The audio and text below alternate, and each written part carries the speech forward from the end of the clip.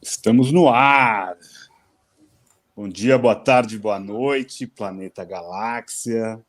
Aqui é Obsessões, o podcast dos Sessões, para mais um episódio. E hoje vamos falar de um filme lançamento Netflix, dirigido por Jane Campion, essa diretora neozelandesa, a segunda mulher indicada ao Oscar de direção, por O Piano, de 93. E aqui ela fez Ataque dos Cães, ou como a gente acha melhor, The Power of the Dog. Melhor não, né? É o nome do filme. Mas vamos lá.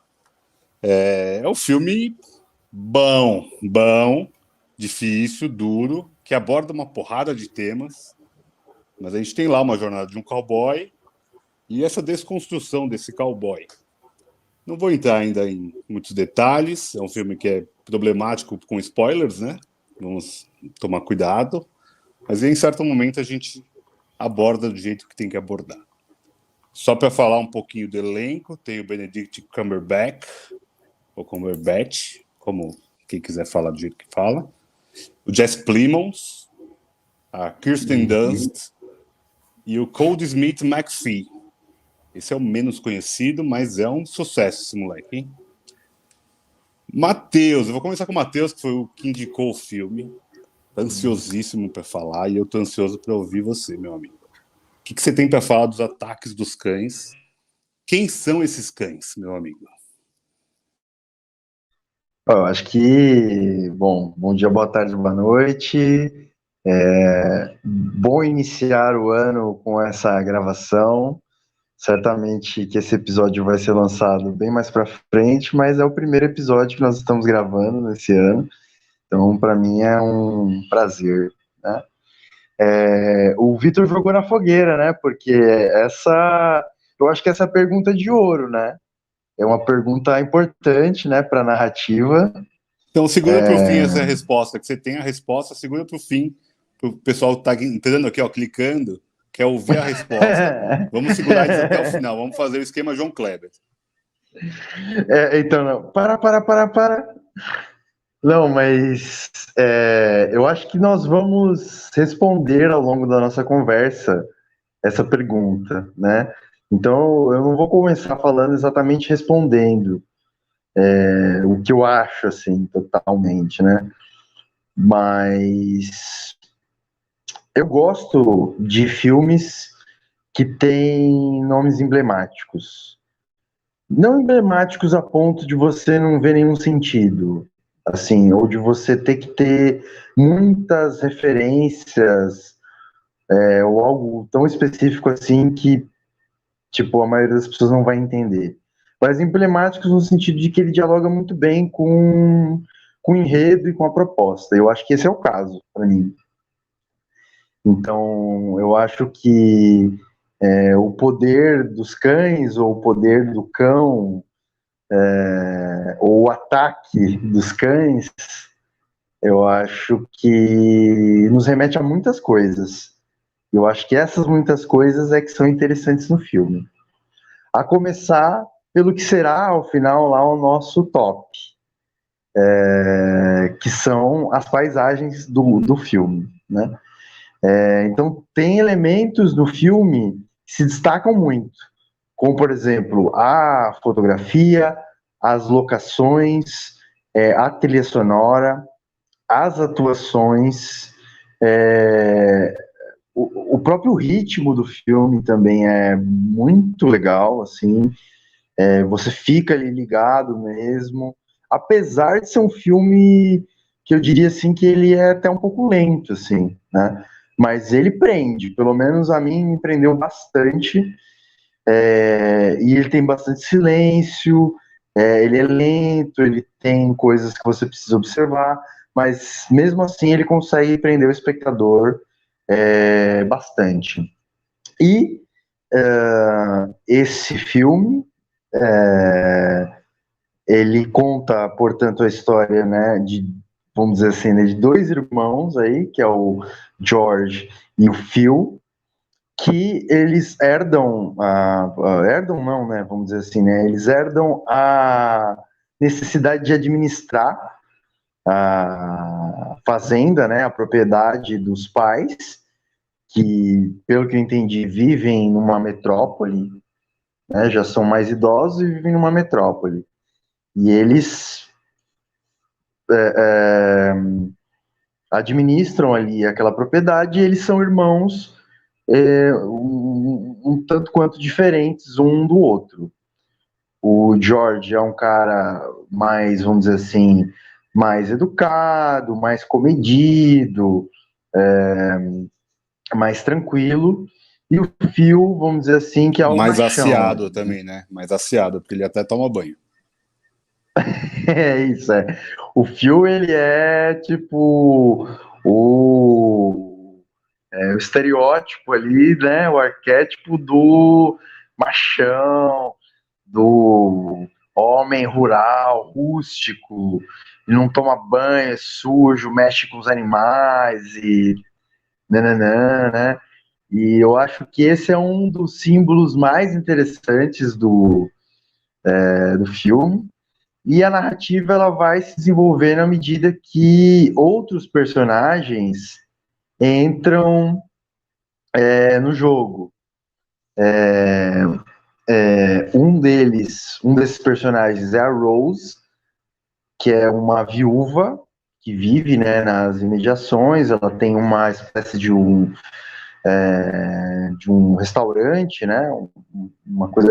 Eu digo uma espécie porque no contexto que a gente está assistindo ali, né, que é 1925, nos Estados Unidos, ali entre a fronteira dos Estados Unidos e o México, é uma coisa assim que até eles, eu acho que até eles puxam um pouco para trás, de certa forma, assim, aquele contexto ali, como se fosse meio que o século XIX. Eu acho que eles tem-se essa impressão, né, de que você está ali mesmo com, entre aspas, os pioneiros até, né? Com aquela questão de a viagem para o oeste, você criar aquelas microvilas e desbravar e tudo mais. Então isso tudo está no plano de fundo, né? Naquela paisagem super árida, vamos dizer assim, e ao mesmo tempo aquelas ocupações humanas ali, um tanto estranhas, né? A gente discutiu um pouco isso em Era Uma Vez no Oeste. Nós gravamos Era Uma Vez no Oeste, gente? Não, né? Nós só conversamos sobre esse filme. Mas, sem dúvidas, que vem à mente, né? Era Uma Vez no Oeste, quando a gente assiste Ataque dos Cães. E eu tô cheio de digressões aqui, mas já tô acabando já as digressões. O objetivo era contar a história do filme, né? Vocês estão percebendo, né? Tô muito sintético, né? Tô muito bom nessa linha. Mas para conseguir amarrar a história. Então, a Rose, ela acaba que o George, ele vai se aproximando da Rose e eles se casam. Digamos que, vamos dizer assim, né, a revelia do irmão Phil.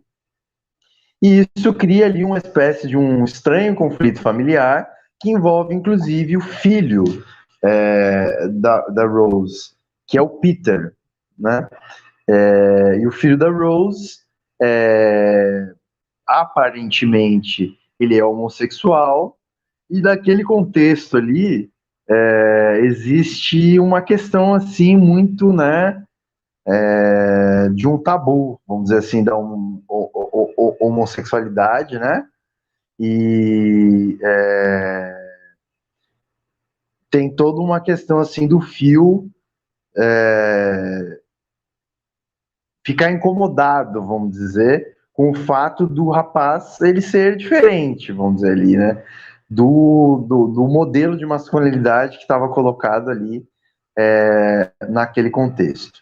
E isso eu acho que é o mote aí do que vai se desenrolando no enredo. Não é mesmo, Leandro?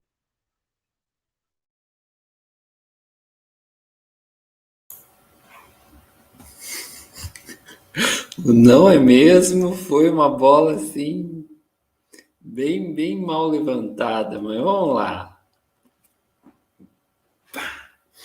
Vamos ver se eu corto, né? Mas é isso, é mesmo, Matheus, é isso mesmo. É, é isso aí. O que tem esse filme? Eu vou dizer que teve momentos do filme que eu me emocionei. Me emocionei acho que com o realismo da emoção, sabe? Assim, parece que é tudo feito para você quase que não notar, saca? Parece que é tudo ali calculado para assim, olha, se você não tiver comigo, você vai passar batido e você vai perder a emoção que esse personagem está sentindo nesse momento.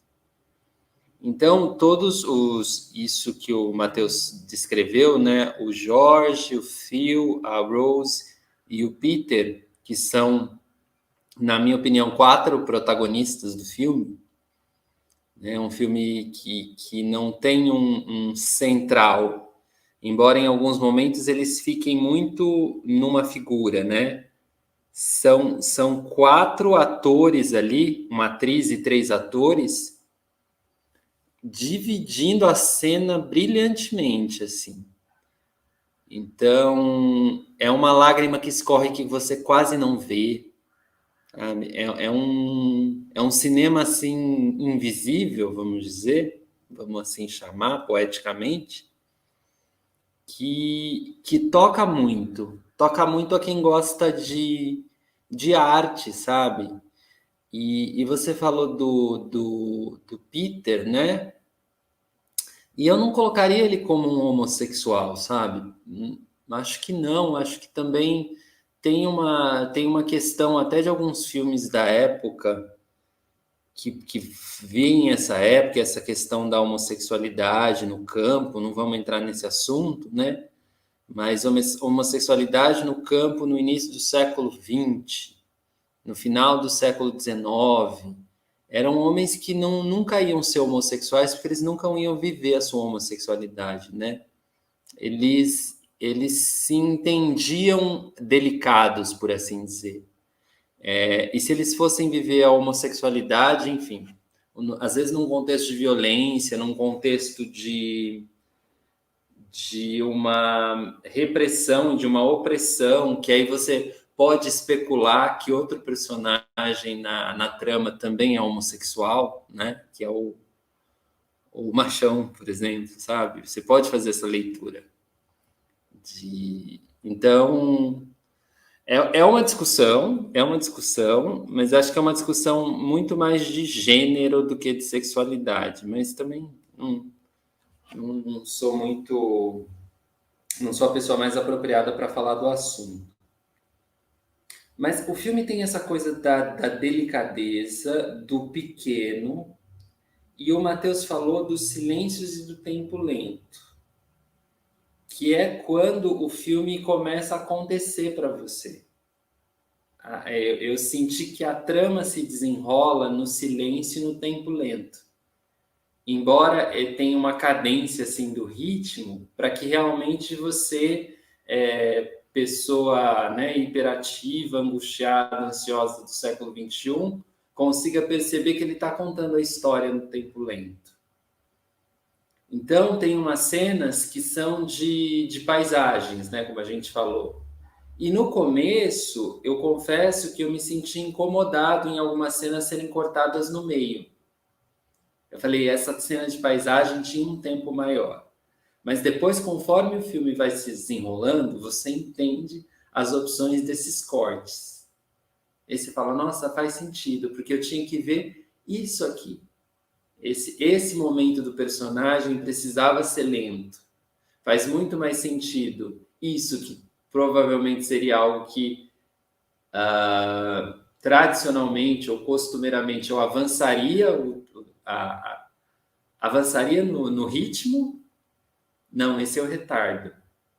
E o que eu tô dando para você que eu vou avançar no ritmo, eu corto, né? Eu eu como diretor ali, né, ou a pessoa, no caso a Jane como diretora e todos os atores, toda a equipe pensaram bem nisso, de não, eu não vou para onde você quer que eu vá, sabe? Você está muito viciado enquanto espectador dessa coisa.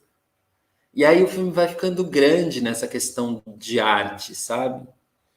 E outra coisa que me chamou a atenção também na questão de arte são os momentos que os personagens estão com eles mesmos. São cenas geralmente sozinhas, em que aquilo tem um diálogo com a estética da performance e você não consegue saber se aquilo é um momento psicológico, se é um momento onírico, por que não dizer, ou se realmente aquilo está acontecendo.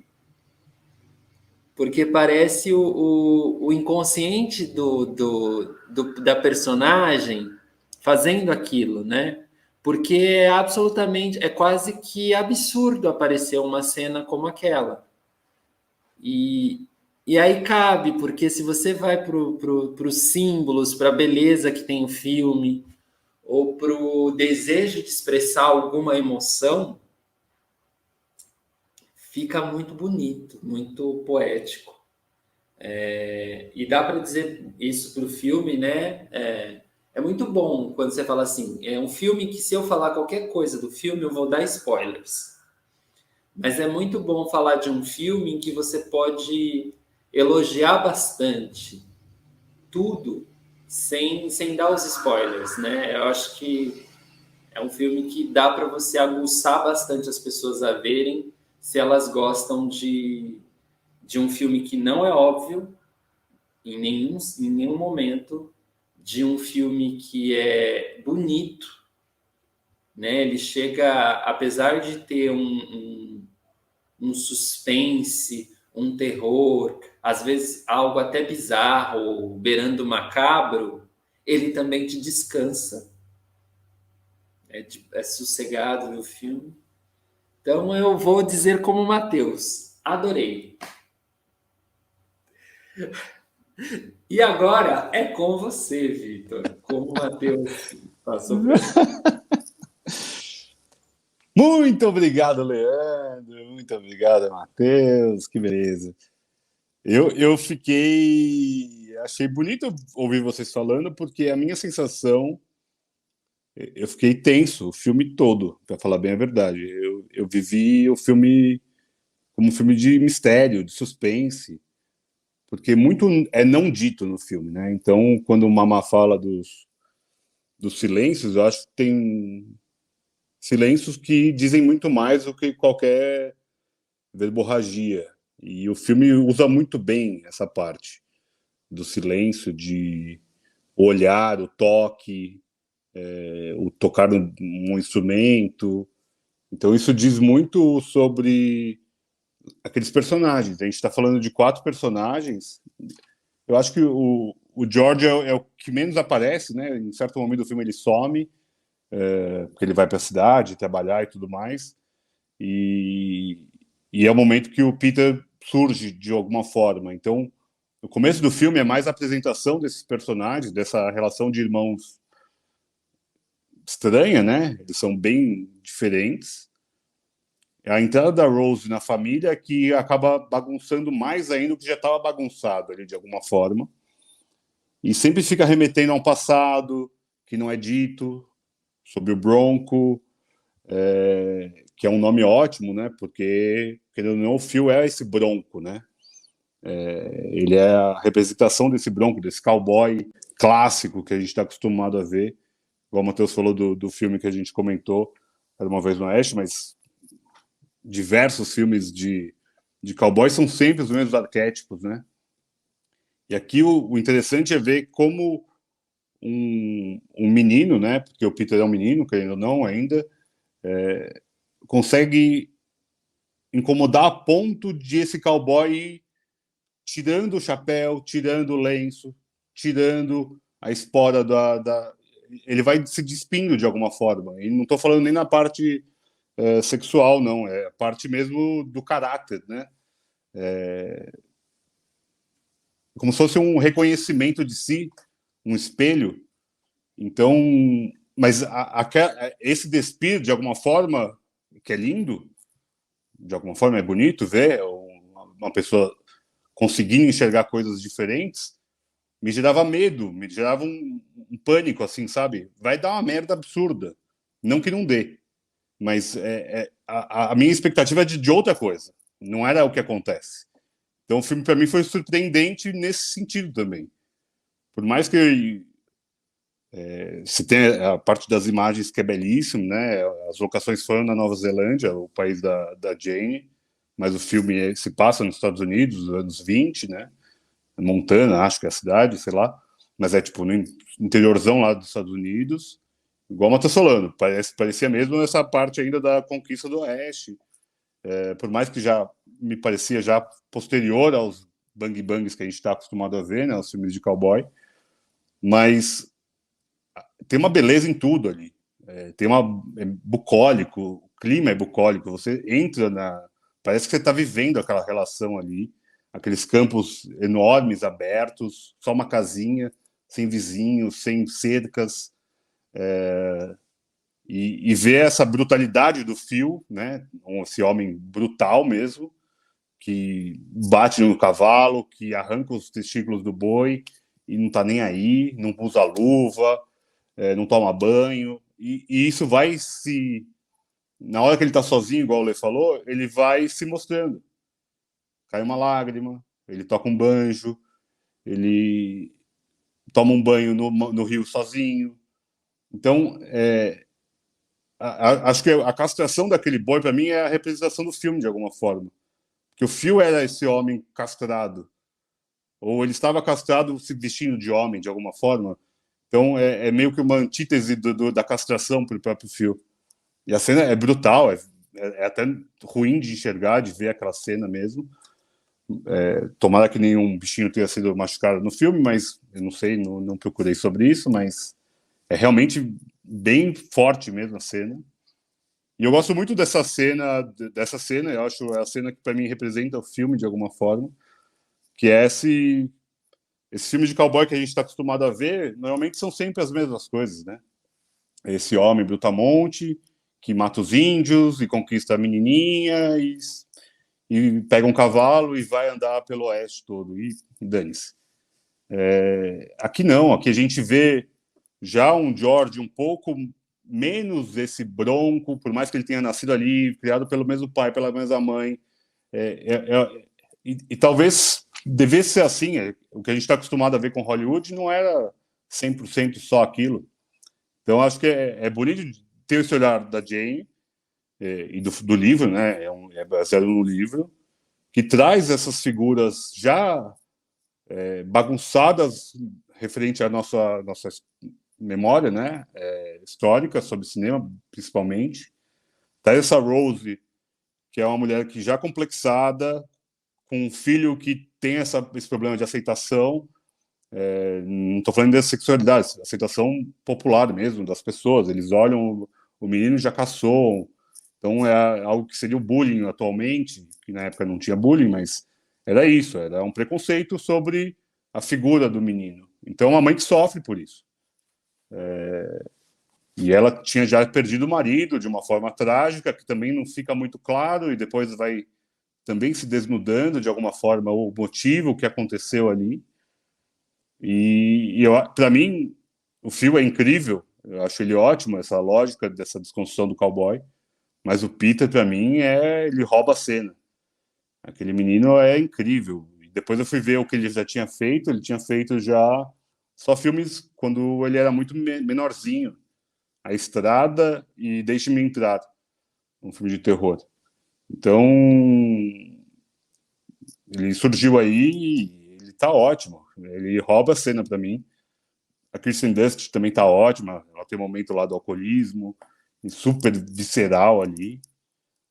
Talvez não seja a melhor atuação dela, porque ela já fez Melancolia, mas ela tá ótima, mas o Benedict também tá incrível. Acho que é a melhor atuação que eu vi dele. E ele fez Jogo das Intrigas, né? Jogo das Imitações. Fez os filmes da Marvel, então ele é super versátil. E aqui ele era um cara que eu não imaginaria no papel desse. Assim, não pensaria nele num papel desse, e ele cai super bem. Achei que o filme toca em vários assuntos, né? E ele consegue ir se fechando, sem dar respostas óbvias, sem ficar expositivo, sem ter, sei lá, escrito, isso aconteceu por causa disso. Fica nos detalhes mesmo, você tem que ficar super atento. E esse ritmo lento, e ele, no último terço, ele acontece. É muito rápido o final ali, mas não acho que é abrupto, eu acho que é rápido porque é isso, uma ação tem que ser tomada, tem que ser rápida, e acho que o que acontece ali tem que ser assim mesmo, porque ele surpreende, me surpreendeu, a segunda vez que eu vi, como eu já sabia o que tinha acontecido, me prendeu menos, mas não menos por conta da beleza, porque a beleza é absurda, eu peguei vários outros detalhes que eu não tinha pego, mas como eu já sabia o que tinha acontecido de fato, né, como tem uma resolução o filme, me prendeu um pouco menos para o final, mas eu achei absurdamente bonito. Tem cenas que ficam assim, que vão ser memoráveis de alguma forma, principalmente quando a gente falar de filmes que abordam a homossexualidade ou abordam esse tema do cowboy moderno. Claro que o Brokeback Mountain é o mais famoso sobre isso, e esse filme não tem absolutamente nada com isso, nada a ver com a expositividade sobre um caso tórrido de um romance, mas aqui tem cenas até mais eróticas do que naquele filme. Tem cenas de toque na cela, a desconstrução da cela, o cavalgar, que são tão belas e visualmente mesmo excitantes, elas são bonitas visualmente, que é um filme que fala nos detalhes, fala na suavidade, ele não grita em nenhum momento, e eu acho isso louvável mesmo. Espero que não tenha dado muito spoiler, meus amigos. Mas eu achei muito foda, muito foda. Matheus, tem mais alguns centavinhos? Opa, com certeza, com certeza. Pô, foi legal demais ouvir vocês falarem. Puta, a gente está diante de uma obra realmente muito interessante, assim, né? De um filme muito massa, assim. Tanto que, tipo, dá muita vontade, assim, dá vontade de ficar ouvindo pra caramba, assim, né?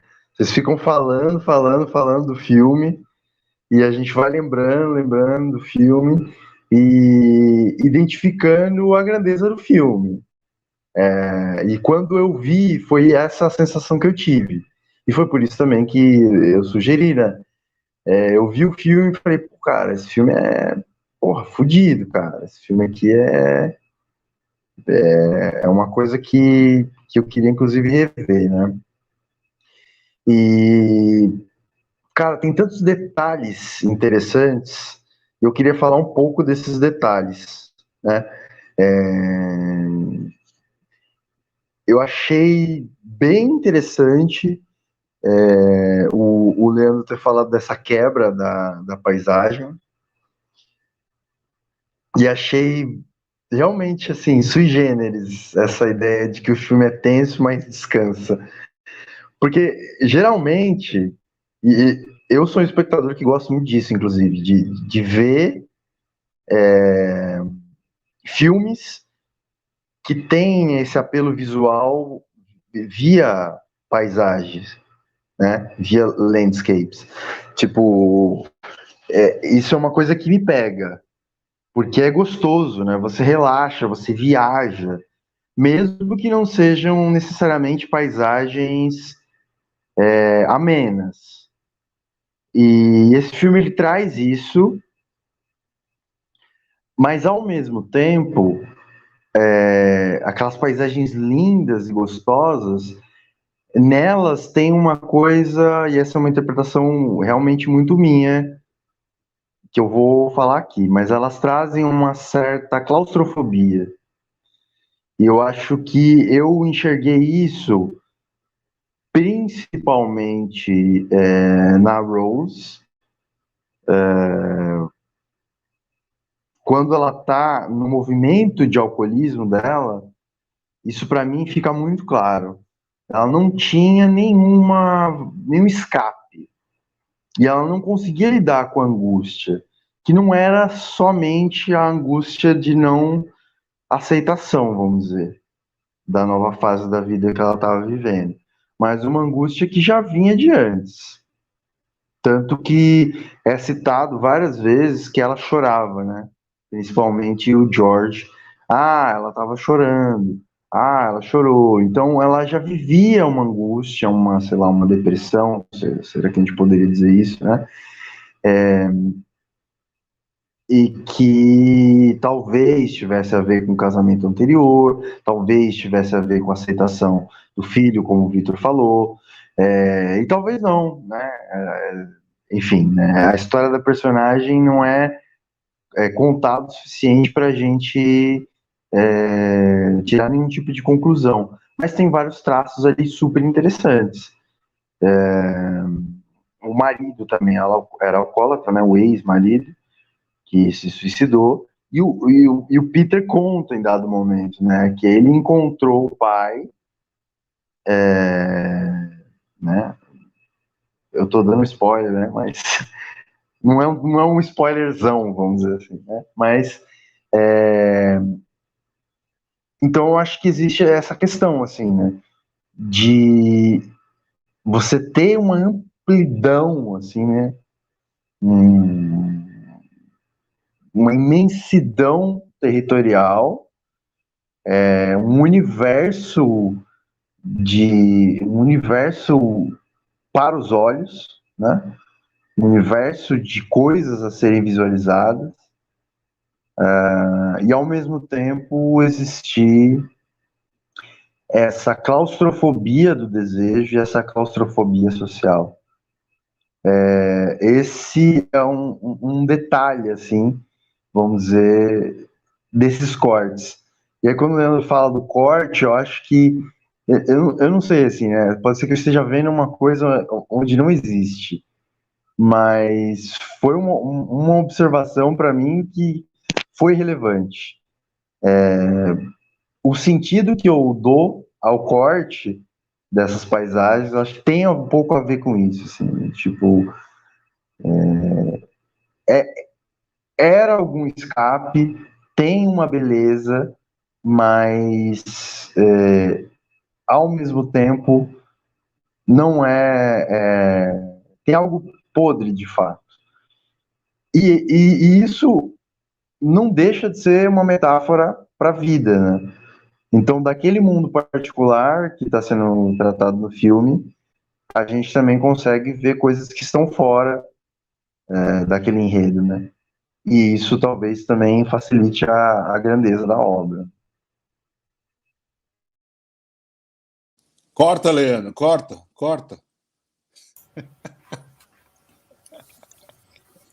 Ah, Matheus, não sei, acho incrível a gente chegar nisso, né? Acho incrível o filme continuar aqui, porque eu vi hoje à tarde.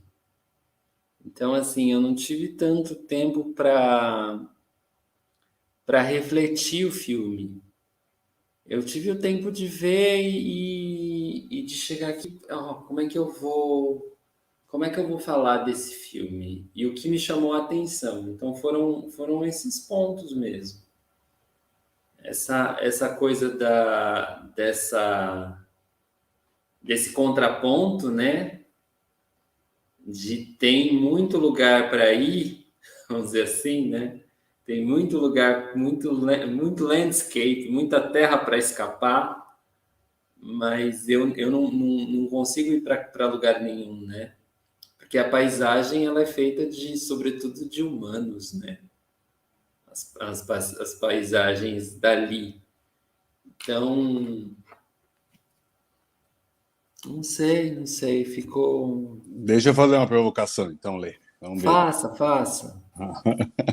Eu vi uma entrevista da Jane, de todo o elenco, né? No Festival de Nova York, que eles estavam apresentando o filme e tal, sempre tem uma conversa lá com o crítico, com o público que viu o filme no festival. E daí, várias perguntas eram sobre masculinidade tóxica. Ela falou, eu não vou mais falar sobre isso.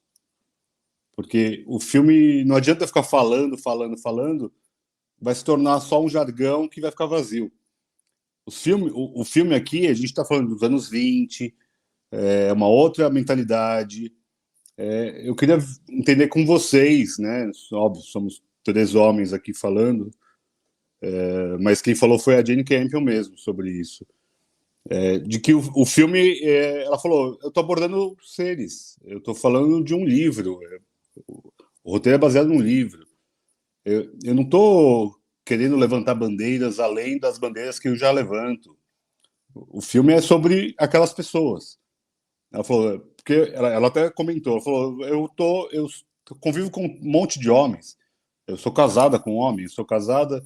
Olha os atores que estão aqui, Benedict, o Plymouth. O Plymouth, inclusive, é marido da Kristen Dunst na vida real, não só no filme. Ela falou, não adianta ficar só batendo nisso, porque o filme não é sobre isso.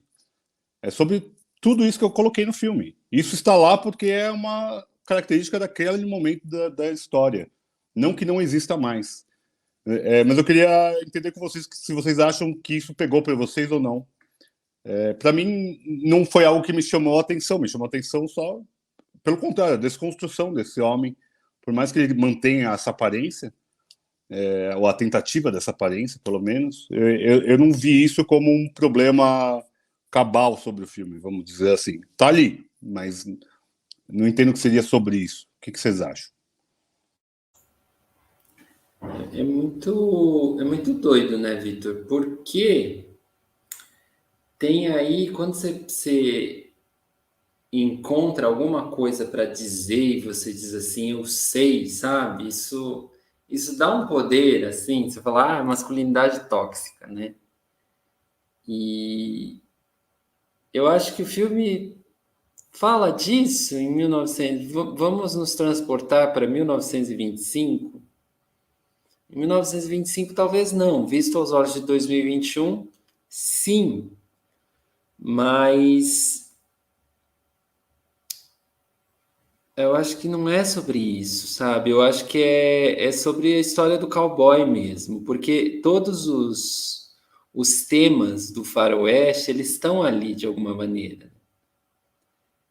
E aí, talvez Faroeste tenha feito sucesso no mundo inteiro, porque os temas que estão ali no fundo são temas universais,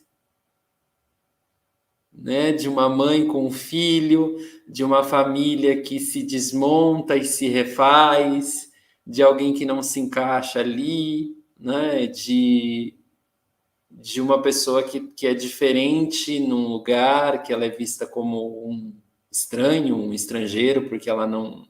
Sabe, é tudo muito universal.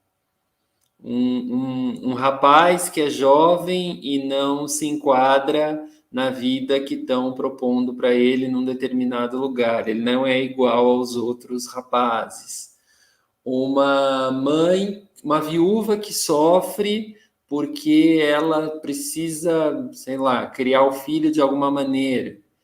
E esses são os temas. Eu acho que o que é mais brilhante no filme é a abordagem do tema. Porque, por exemplo, estou falando da mãe com o filho. Em nenhum momento a personagem da Rose diz para o Peter, meu filho, eu te amo. Mas isso fica tão claro nas primeiras cenas do filme, o amor que ela tem por aquele filho, que é quando ela olha para ele ali e bem no começo do filme, né? Você vê que ele tem dons manuais, ele tem uma coisa assim de artista plástico até, uma pessoa que observa e se sensibiliza. E ela consegue se sensibilizar com o que o filho faz, né? No restaurante, quando alguém ofende o filho dela, ela vai lá e defende. Dele, né, aquela cena que a gente sabe qual é, não vou falar qual é, mas é uma mãe que ama o filho. Em nenhum momento ela diz, meu filho, eu te amo, ou proferiu alguma palavra para ele dizendo isso cinematograficamente, sabe? Mas a gente sabe porque é como a nossa mãe ama a gente, né? Às vezes a gente, talvez não a nossa mãe, mas a gente pega a mãe de um amigo olhando para ele, né? E aí a gente fala, nossa, ela tem um amor que por ele é incondicional. E o filme resolve isso muito bem, porque ele trata esses temas resolvendo na cinematografia, no gesto, no toque, como o Vitor falou. Então é um trabalho muito fino, muito sofisticado,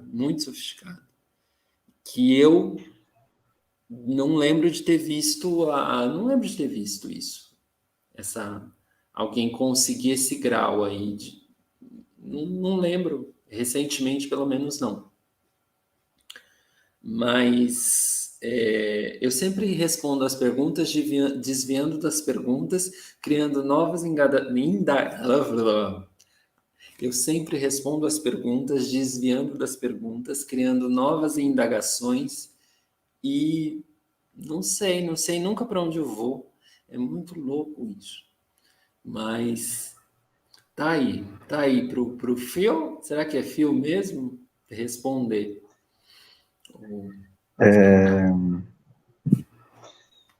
Nossa, o Leandro amou o filme também, né?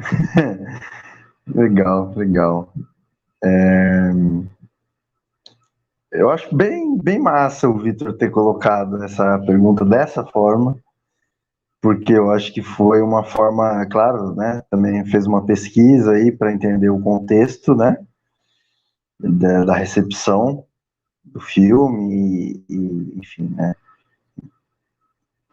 E de como os realizadores também estão se posicionando.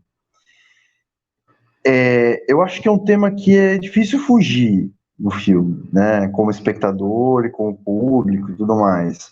O filme vai remeter, de certa forma, a essa questão de gênero, de sexualidade, de desejo, de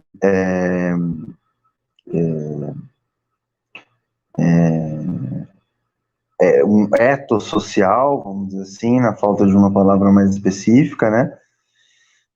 Mas eu vou fazer uma coisa que faz tempo que eu não faço, que é fazer uma análise um pouco analítica aí, né? Psicanalítica, vamos dizer assim. Que eu acho que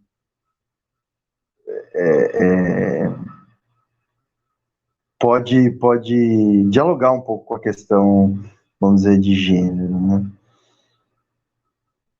Eu acho, assim como o Leandro comentou, colar a discussão de gênero em qualquer contexto ou levá-la para a década de 20 nos Estados Unidos não necessariamente é o que precisa ser feito. Só que assim, eu de certa forma eu vou fazer isso também ao falar um pouquinho da psicanálise. Porque assim, o Phil, ele é o interdito, né? Para mim ele é o interdito, assim. Ele quer ser assim, tipo, a austeridade, né? A personificação da austeridade. É uma coisa quase não oca, né, mas inteiriça, assim, né? O cara quer ser o falo, praticamente, né? E isso, nessas cenas sutis que vocês citaram, isso também aparece, mas ao mesmo tempo aparece uma certa ambiguidade, né? Porque sempre tem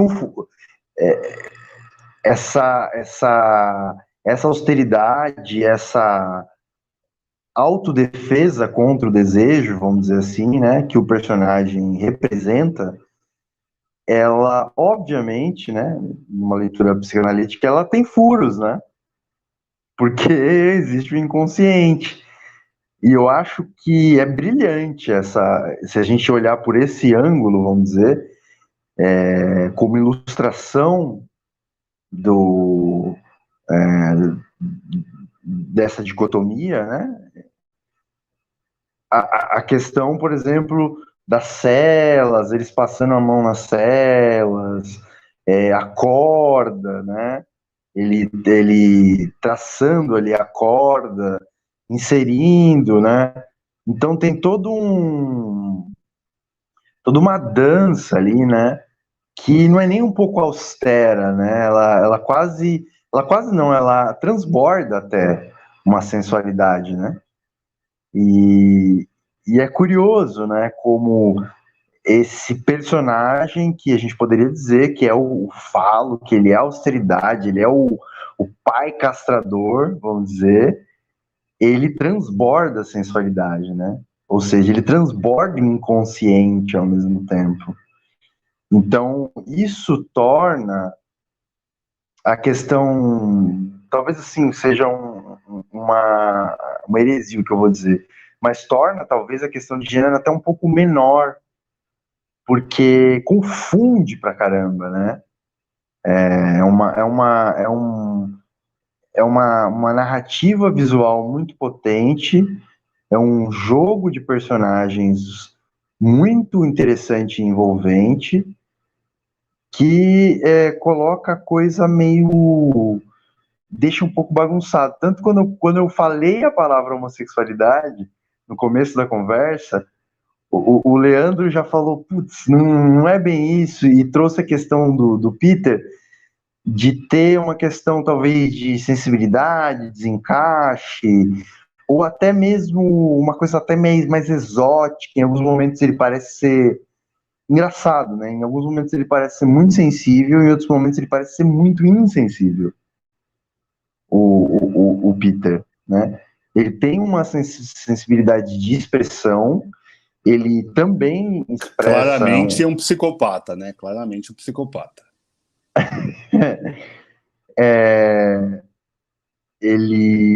Então, não, né? Não, porque ele retribui o amor materno, né? Pelo menos na minha interpretação, ele realmente gosta muito da mãe, tanto que ele faz por amor à mãe, tudo que ele faz, de certa forma, né?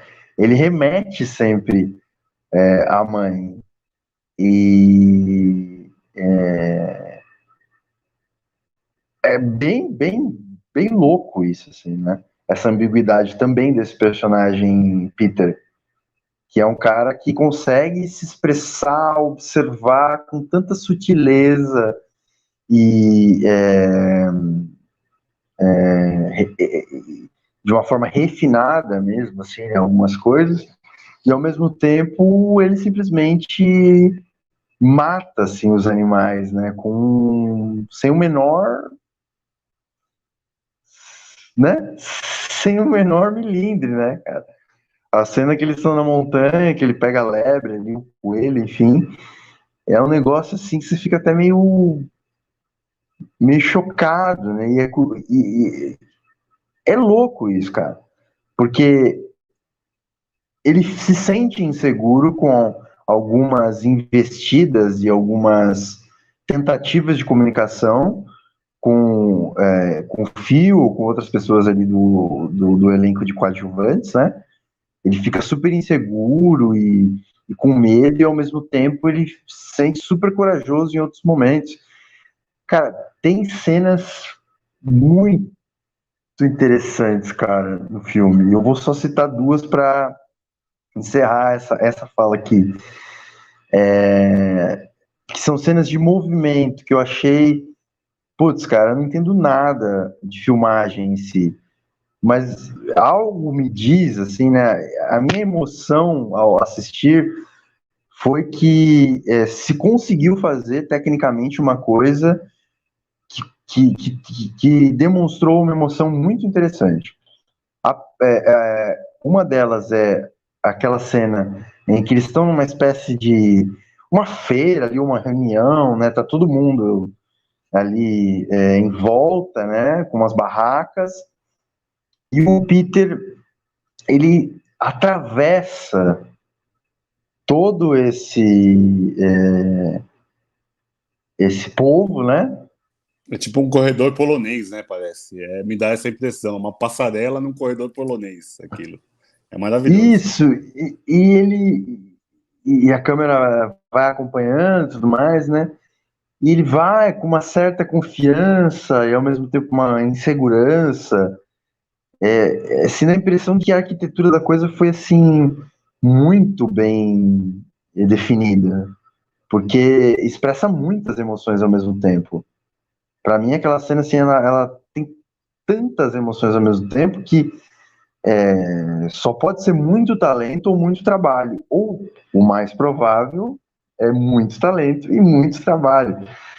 E aí ele chega até o fim, ele observa os animais que estão ali com uma certa frieza, e ele retorna.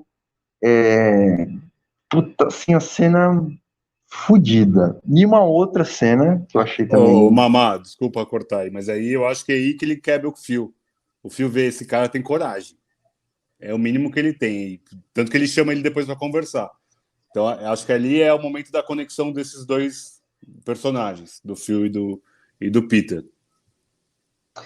E parece que tem um elemento de acaso ali também, de certa forma, né? Não parece exatamente assim que tudo estava tão destinado, ou que tinha ali já algum tipo de nuance nessas aproximações. Tem certas investidas que são simplesmente abruptas, né? Tal como, por exemplo, o George conta para o Phil que ele se casou com a Rose. Eu achei, assim, não ia nem citar essa cena, mas achei demais, assim, demais, né? Porque ele vai lá, escreve para os pais, dizendo, ó, filho de vocês aqui tentando uma fria. E aí ele pega, não, ela vai, né, responder como responderia uma mulher da família, porque nós nos casamos ontem. Então, assim, é um negócio assim que é, e as reações do Phil, putz, é foda, assim, né? Como ator, cara, o Benedict, né? É o nome dele? É esse mesmo? Benedict, isso mesmo. Cara, eu acho que ele tá, assim, fantástico, assim, simplesmente fantástico. A maneira como ele construiu o personagem, é que tem tanta coisa que eu quero falar aqui que deu um tilt. Mas eu vou dar um pause, né, nessa parte do fio, porque eu quero voltar um pouco nisso depois, e só comentar a segunda cena, rapidinho, que é a cena que a Rose percebe que passaram os índios querendo comprar o couro, e ela percebe que ela pode entregar o couro. E ela sai correndo, e a maneira como aquilo é filmado, eu acho que capta tão bem a emoção, ela tá tão deslocada assim, e ela não se sabe exatamente o que que ela quer com aquilo, se ela quer tipo só irritar o cara, se ela quer causar, se ela quer foder tudo, ou se ela simplesmente tava loucona e foda-se.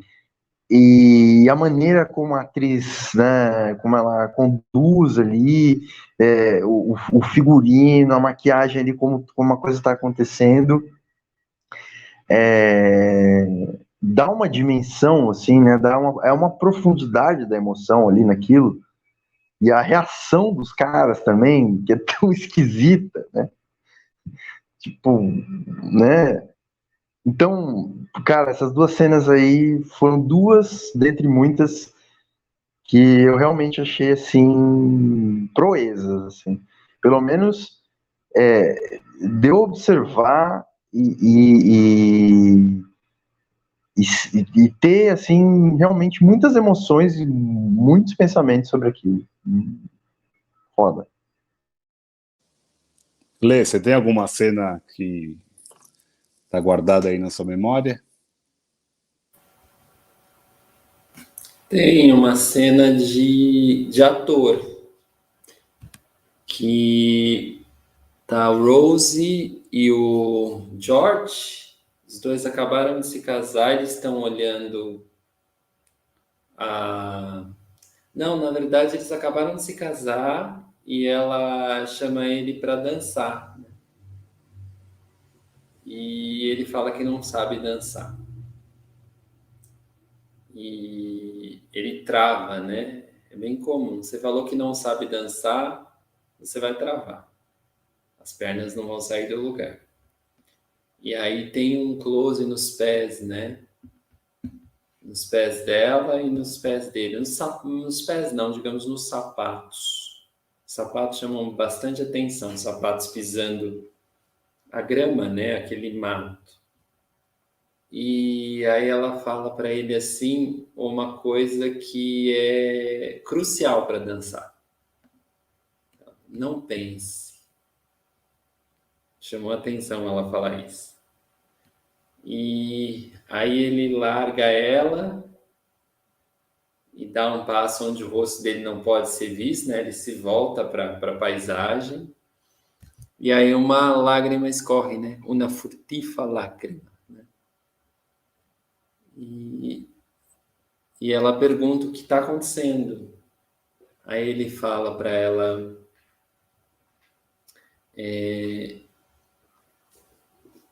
algo como que eu não sou mais sozinho. Eu acho aquilo assim de lascar. Os tempos, tudo. É perfeito do começo ao fim. Leandro, chega a arrepiei aqui, Leandro. Chega a arrepiei, cara. É muito lindo aquilo. Muito bonito. Realmente, essa cena é belíssima. É assim, a primeira vez que eu vi o filme, eu achei foda pra caralho. Essa segunda vez que eu vi, o filme ficou maior pra mim. E agora a gente conversando, tá maior ainda. Acho que é desses filmes que são contemplativos e não na maneira pejorativa do contemplativo, de chato, né? Pelo contrário, são nuances mesmo. É um filme que parece um quebra-cabeça de 8.000 peças que ele vai sendo construído com o tempo. Então, eu acho que o trabalho da Jane Campion aqui é absurdo. Eu até, para a gente conversar aqui, eu revi o Piano, e é um negócio que é nesse nível também. Porque é detalhado, é um detalhe, são detalhes, são reações dos atores, que ela deve ter um trabalho absurdo com os atores. E lá no Piano tem um personagem muda, então tem menos palavras ainda do que aqui. Então realmente é um filme, igual o Matheus falou, de arrepiar. Eu também senti aqui o negócio. E é um filme que é isso, ele gera sensações. Igual eu falei, a sensação sexual ali, que tem uma tensão absurda, sem mostrar nada. Não tem um falo, não tem uma mulher nua. Tem uma nudez, acho que do Benedict tomando banho. Não é um filme sobre isso, mas é sobre isso. Então, conseguir transformar coisas que são normalmente positivas em algo minucioso, como ela conseguiu aqui, é trabalho de gênio, de alguém que sabe muito, tem muito controle sobre o que ela está fazendo. Então, a cena que o Matheus falou sobre o desfile ali, para mim, é muito claro aquilo. A cena que só para falar uma cena que eu já falei algumas, mas essa aqui que para mim é importante, que é quando eles enxergam tá o Phil e o Peter, e quando ele pergunta o que ele via na montanha. Mas como assim você tá vendo um cachorro? Assim? Você não, do nada? É uma reação tão genuína, tipo, caralho, que porra é? Só eu enxergo o cachorro. E não, você é igual a mim. Então é o que eu falei lá no começo, é um espelho de alguma forma que ele enxerga ali, que vai batendo, mas é o reflexo, ele vai e volta. Então é belíssimo. A construção dos personagens são tão complexas, acho que principalmente do Phil e do Peter, que dá essas nuances todas que o Matheus estava falando da parte psicológica, mas dá pra gente, eu quero ver esse cara como um macho escroto, igual eu fiz a provocação. Dá pra ver esse Peter como só um homossexual que não pode se assumir. Ou pode ver esse menino como psicopata, como eu falei. Pode ver ele como com complexo de Édipo, de alguma forma. Dá para ver tantas nuances ali, e é tudo isso. Não precisa ser uma coisa. Acho que a beleza do filme é não colocar os personagens em caixinhas. São caixas de Pandora. Eles são tudo. E acho que essa é a beleza. Ele ramifica. Não tem uma definição de um arquétipo pronto. Então, o cowboy que a gente vê vai se desconstruindo, vai se reconstruindo e vai virando um polvo, igual o Peter, que é esse menino que é tão recatado no começo, e daí do nada ele vai lá e caminha no meio da galera de peito em pé. Colocou o chapelão e vai e anda, foda-se. E vai lá e pega o animal e rasga o animal, pega o couro do animal com a luva, com cuidado e guarda. Porque é minuciosamente pensado. Então, assim, tem tantas coisas para serem ditas que realmente é um filme que não exaure para mim. É um filme que ele continua com as sensações que eu vi e continua irradiando de alguma forma. O Matheus falou que tinha muitas mais coisas para falar. Eu quero ouvir. Esse é um modo de dizer, Vitor, que é o prazer da fala, né? E da escuta, e o prazer do diálogo. Né? Então, eu acho que é isso. Me surpreende a gente, de certa forma, chegar, vamos dizer assim, a uma ideia aqui de que tem uma das coisas que sobressai no filme é a forma como ele foi, né, conduzido e a técnica, as diversas técnicas empregadas nele, né? Eu já falei isso, mas repetindo, a trilha, fotografia, etc e tal. E aí, o que acontece? Quando eu vi, e eu pensei que é um grande filme, eu, debaixo da minha insignificância, falei, cara, isso aqui é um filme para Oscar, cara. Porque eu achei, assim, foda demais, cara. O Victor tá com a estatueta aí já, né? Muito bom, muito bom. E eu acho legal que um filme, vamos dizer assim, tão técnico, entre aspas, assim, consiga transbordar tanta emoção, né? Que me parece que o diferencial do filme é a parte técnica, só que ele não é um filme chato, né? Não é um filme, assim, conceitual. Ele é um filme que você consegue fruir nele. Tudo bem, dizer que não é um filme conceitual talvez seja demais, porque ele tem muito de filme conceitual. Mas ele é um filme também que você consegue passar por ele, né, com certa leveza e tranquilidade. Mas tem uma coisa legal também de explorar, que a gente já falou bastante, mas que é a questão dos personagens, né? O que são esses personagens e como eles foram construídos. Eu acho, puta, tão legal, cara. O Phil, ele é músico, né? Ele é um caipira não, que é nada a ver, mas assim, ele é um cowboy bruto, mas que tem um puta ouvido pra música, que é bonito demais, aquele banjo, eu não sei exatamente que instrumento é aquele que ele toca, né? E aquilo tem uma sutileza, né? A forma como ele laça a corda, as reações dele, quando eles recebem a visita lá do governador e tudo mais, né? Ele fica. Tem toda uma coisa moral ali por trás, né? Ele é o Bronco. Esqueci o sobrenome lá, né? Toda uma coisa assim, né? Moral, e ele. Bronco Henry. Bronco Henry. E ele rouba a cena ali, né? Tipo, no final ali do jantar, e ele irrita, né, cara? Ele tem um traço de misoginia muito forte, ou pelo menos uma implicância excessiva, né, e opressiva com a cunhada, ali, né, que passa a ser a cunhada. E aquele momento ali que ela tá tocando, cara, aquilo eu achei tão foda, velho, que ela tá tocando e ela tá insegura, e ela tá repetindo, né? Ela tá repetindo e, putz, eu nunca fui um bom músico, mas já estudei um pouco de música. E quando você tá repetindo, e você sabe que aquilo não tá bom, tá ligado?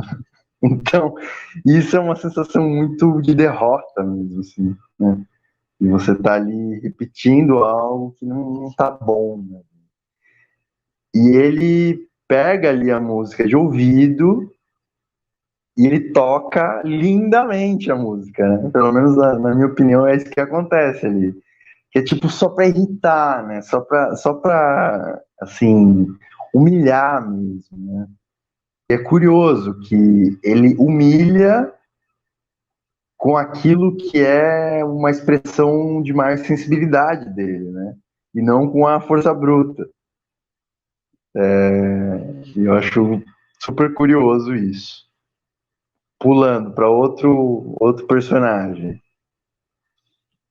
Freud dizia, eita porra. Freud dizia, né? Para que serve a psicanálise? Para o amor e para o trabalho, né? Eu acho que isso sintetiza tão bem o personagem, o George.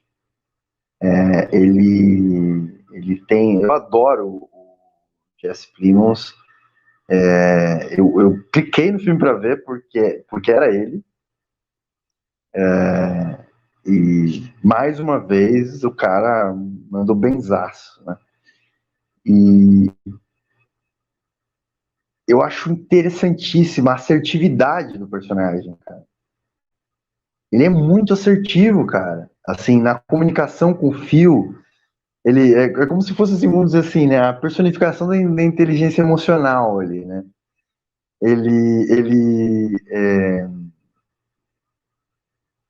Naquela hora que ele vai dizer que ele quer tomar banho, é uma das horas que ele tem mais dificuldade, mas ao mesmo tempo ele diz, tipo, tem uma hora assim, né, que o Phil, ele joga uma brecha, né, ele diz assim, você vai ficar entrando nas brechas dessas mulheres aí, não sei o quê, pega uma prostituta, não sei o que lá, aí ele diz, não, ela tava chorando, você fez ela chorar.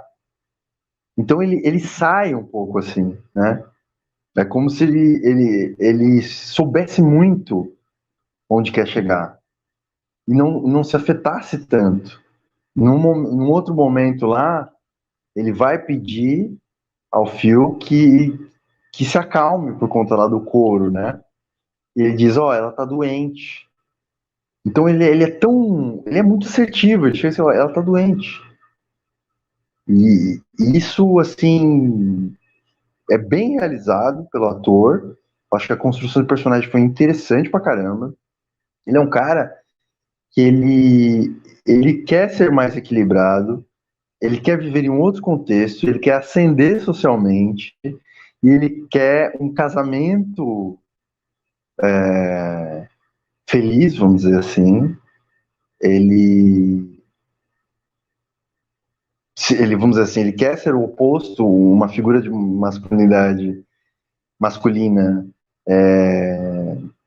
plena, e mais generosa, vamos dizer, né? Ao contrário, vamos dizer, entre aspas, do irmão. E ele talvez esteja interessado em construir uma nova época, né? Ele talvez queira se desvencilhar daquele contexto. Logo no começo, né, o Phil chega dele, 25 anos, né? Tipo, e ele diz, pô, que 25 anos. Tipo, né? Para ele não tinha tanto esse significado. E é isso. Eu não vou falar da Rose e do Peter mais, porque eu acho que eu já gastei assim a minha cota. Mas Bárbara. Vamos para o nosso top, né? Então, só antes disso, Jane, pode vir pegar o seu Oscar, que aqui entre nós a gente já deu para você, tá bom, minha querida?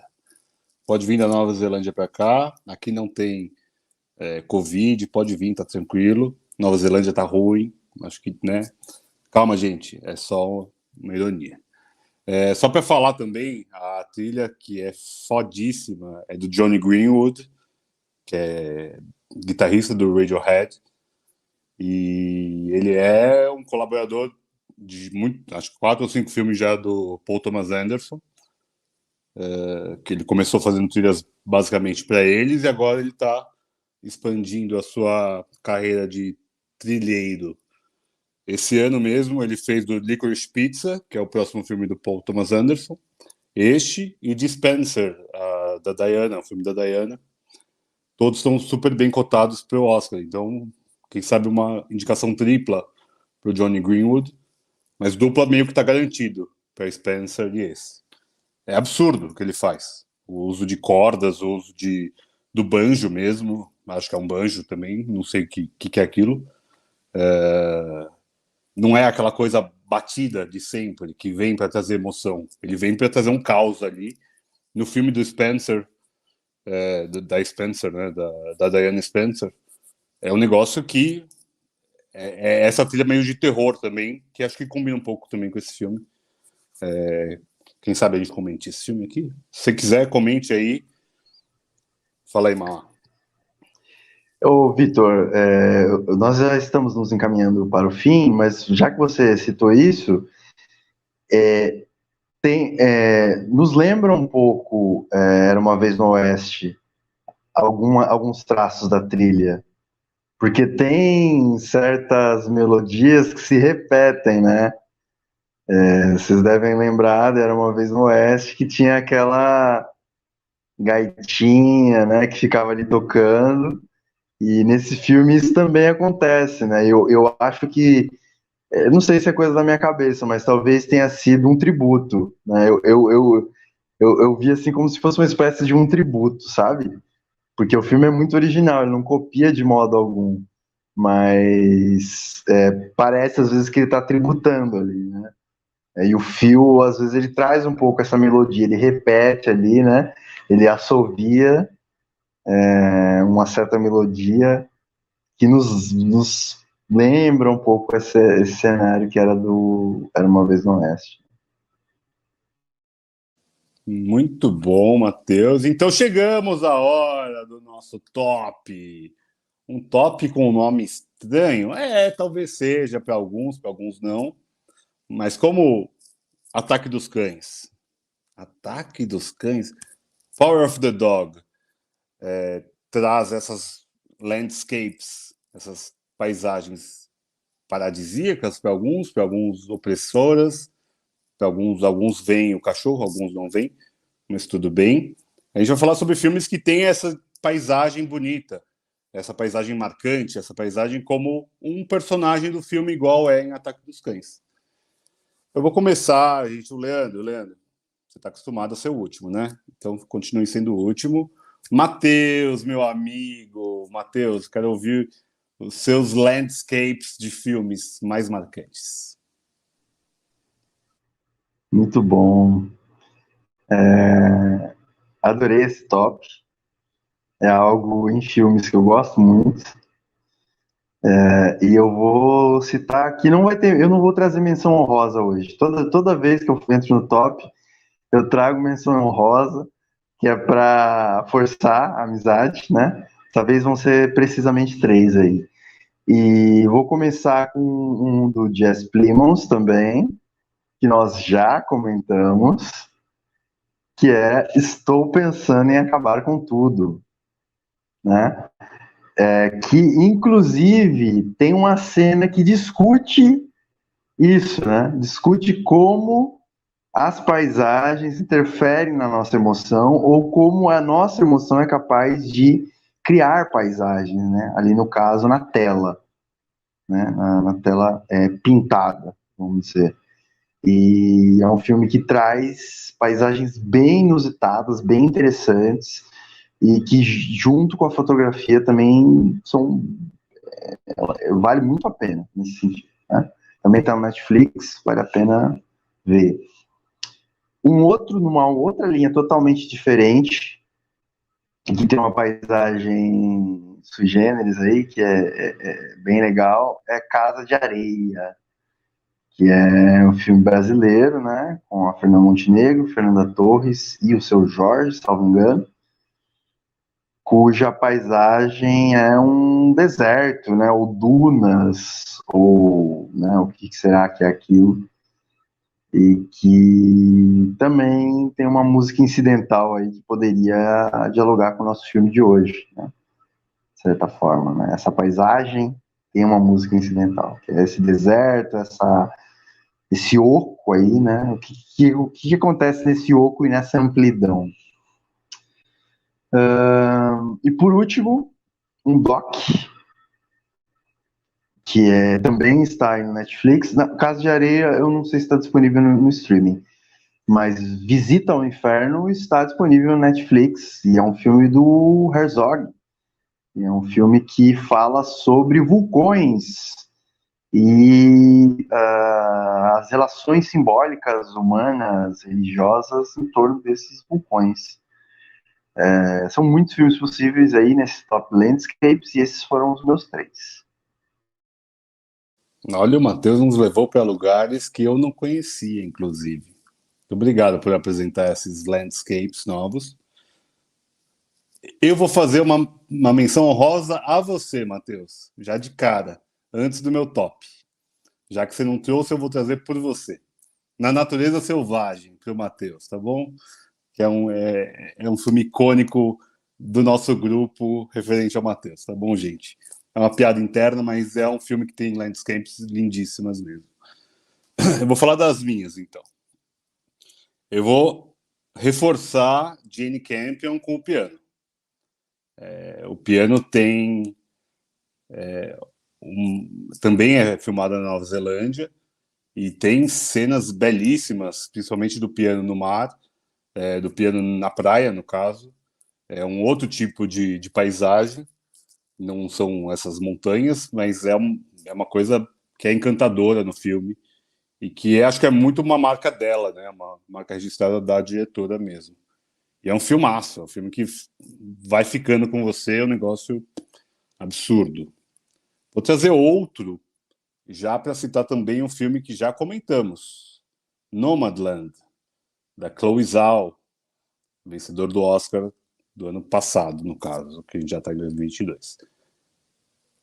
A Chloe podia ter feito Ataque dos Cães, porque é um universo que ela sabe muito bem. Os meus 2 filmes dela são sobre cowboys modernos, digamos assim, né? Sobre essa vida no campo, essa vida rural, mas é uma coisa mais crua, não tem esse nível de não vou falar nível de excelência, porque ela tem o nível de excelência dela, né? Mas não tem esse nível de detalhe, esse nível de cuidado, essa pretensão, talvez, do que o Matheus até falou durante o episódio sobre esse cuidado técnico, essa parte mais parecendo um filme de arte, digamos assim, sem querer colocar o filme também dentro de uma caixinha. Mas Nomadland tem cenas belíssimas desse deserto, apesar de abordar um tema super pesado, né, sobre precarização e tudo mais, sobre esses nômades modernos. O terceiro, eu vou ficar com... Estou em dúvida. Eu vou falar um e depois eu solto a minha menção honrosa lá pro fim para não quebrar do Leandro. Então, vou falar de O Regresso, do Inharritu, que ficou famoso por ser o Oscar do Leonardo DiCaprio, mas as paisagens ali naquela neve são cenas que são absolutamente claustrofóbicas, igual o Mamá até falou durante o episódio. É um negócio que é tão belo mas tão opressor de alguma forma, tão amedrontador, aquela neve, aquelas montanhas acidentadas e tudo mais. Então, acho que visualmente é uma beleza mesmo. Então, fiquei com esses, meus amigos: O Piano, O Regresso e Nomadland. Ouça nosso episódio sobre Nomadland também aqui. Jogue Leandro, você, meu duro. amigo. Pode jogar a menção honrosa aí. Jogue duro. Nossa, ó. Por favor, por favor. Tá bom, gente. Ó, eu não quis prejudicar ninguém, mas vamos lá. O Leandro deve estar com 82 filmes para falar, de cinema japonês até filme haitiano. Mas beleza, vamos lá. Vou falar do Malik, né? Malik, Árvore da Vida. Era uma das suas opções, Leandro? É que Árvore da Vida sempre é uma opção, né? Para tudo, né? É um filme muito, muito, muito bonito. Perfeito. Perdeu o Coringa no Landscape. Perfeito, então. Então Perdeu o vai Coringa você no agora. Landscape. Eu joguei um tão bom para ser você a sequência, Leandro. Esse top é maravilhoso. Eu tô assim empolgado, emocionado, porque se você tá aí ouvindo, você tá aí vendo, você não precisa ver o filme. Você vai no YouTube, vê só o trailer. Provavelmente, todos esses filmes que a gente já indicou e ainda os que a gente vai indicar, nessa ideia de landscape, plano aberto, vai ter uma trilha sonora maravilhosa e você vai ter ali uns 2 minutinhos de teaser, de trailer, que você vai falar: ai, que legal, né? Assim, vai dar um descanso, uma vontade de ver, um desejo de beleza. Confessando, né, que a gente fez a lista um pouquinho antes do episódio começar, assim, meio catado, mas eu catei 10 aqui. Quando eu vi, eu falei, nossa, porque paisagem tava com dificuldade. Primeiro que eu vou citar, o primeiro de todos é Os Sonhos, do Kurosawa, que é estonteante, deslumbrante, sem palavras. Aquela sequência do sonho do Van Gogh é uma coisa realmente, é uma inspiração única. E todos os sonhos, né? Todos os sonhos têm paisagens muito lindas. Filme acho que coroa assim o Kurosawa, né, no Ocidente, assim. É um filme do Kurosawa bastante conhecido até. Falei um japonês, tinha outros japoneses, mas eu vou citar um que eu não sei de onde que é, mas ele é filmado basicamente na África. Chama Cinzas e Neve, que é um documentário dirigido por um fotógrafo chamado Gregory Colbert. E esse documentário mostra muito a relação humanos e animais. Então você vai ver seres humanos, né, comunidades de humanos, enfim, que vivem no meio das chitas ou no meio dos elefantes, animais que para nós são absolutamente perigosos, né? E eles ali convivem. Então tem cenas que são inesquecíveis, inesquecíveis. Tem uma cena de uma menina que dança com um elefante na água. Os dois estão num lago assim, o elefante. E a comunicação fica muito clara, assim, é lindíssimo. Cinzas e Neve, filme até mais recente, assim. Esses filmes são filmes que a gente vê algumas vezes, né? Porque não dá para acreditar. Cinzas e Neve é um. E o terceiro, dentro daqui da minha lista, eu vou citar um outro filme que também é de um fotógrafo. Vou citar um outro documentário, que é o Home, do Yann Arthus Bertrand, que Esse que eu citei anteriormente é narrado pelo Lawrence Fishburne. Esse é narrado pela Glenn Close. Incrível, incrível esse filme. Esse é um filme mais de paisagens aéreas, né? E que mostra a história do planeta Terra, assim, meio que isso. A ideia é que fosse um documento, um artigo, que se alguém que não vivesse no planeta precisasse saber o que é a Terra, tinha que olhar aquilo. Então ele vai desde as paisagens mais, vamos dizer assim, antigas do mundo, até paisagens que a gente vê hoje, assim, né? Sei lá, um atravessar de faixa de pedestres numa megalópole. Lembra bastante aquele filme que também tem uma landscape muito. A gente não com essa palavra, landscape, mas lembra muito essa linha do Koanikatsi, Baraka, que são filmes super. Só landscape, né? Only landscape. E é isso. Fala as menções honrosas. Com Óbvio. certeza. Opa! Sacrifício do Tarkovsky. El Topo do Jodorowsky. Dolls do Takeshi Kitano. Roma do Alfonso Cuarón.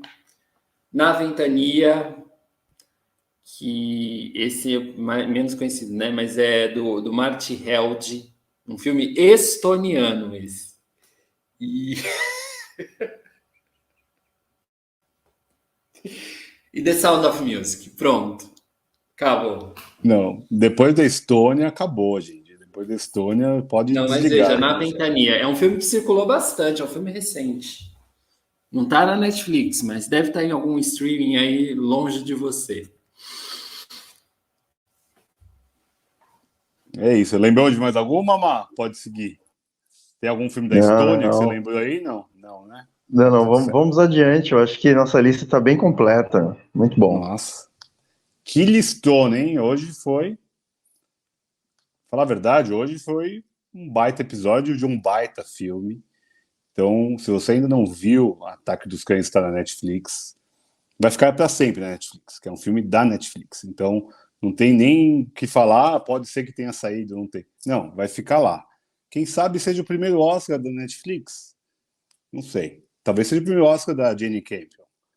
É o primeiro Oscar de direção, tá? Ela já ganhou como roteiro do piano. Mas seria histórico, imagina? Duas mulheres na sequência ganhar, Chloe Zhao e Jane Campion, ia ser incrível. Por nós aqui, ela já ganhou o Oscar. Muito obrigado, meus amigos. Independente do Oscar, o filmaço. A gente falou de um filme que aborda o cowboy, a desconstrução dele, fala sobre nuances, sobre gênero, sobre paisagens, né? Landscapes. Então é isso. Olhe para a paisagem, pare de sair, sai do celular. Acabou aqui o episódio, vai ver, olha pela janela, esquece um pouco, desliga um pouco, vai se conectar com o planeta. E é isso, meus amigos. Mas vai ouvindo o podcast também, né? Não tem problema nenhum. Põe outro episódio e por aí vai. Muito obrigado, meus amigos. Foi muito bom. Um filmaço. Chegamos a um acordo. Não tem o Fernando hoje para discordar, criar intriguinha. Foi ótimo. Olha que paz que foi. Ó, 1h30 que a gente está gravando aqui, ó, suave na nave, todo mundo feliz, coisa linda, gente. Falei. Fernando nos ouvindo. Beijo, Fernando. Muito obrigado, gente. Fernando, um beijo para quem está ouvindo até agora. Siga os Sessões, Obsessões, divulgue, compartilhe, ative o sininho, compartilhe o Spotify. Agora está na Amazon Music também. Onde tiver, procura a gente lá, tá bom, meus amigos? Um beijo e até mais.